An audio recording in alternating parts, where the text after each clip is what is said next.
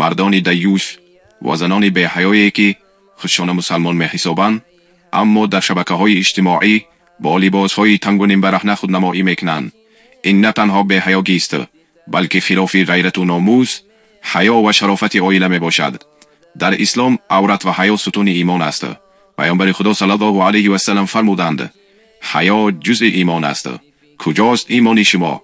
وقتی زن مسلمان بدنش برای تماشای عاموی میکشاید و از لایک ها رزق و شأن و آبرو میجوید، بی ناموس و دیوس بودن شوهرش اثبات میکنه.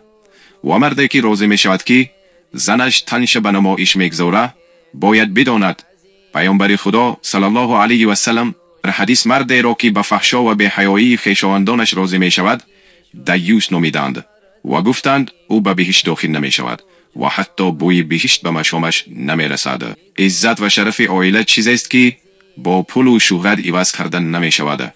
اگر مسلمان هستی اول ناموس و شرف عائله حفظ کن.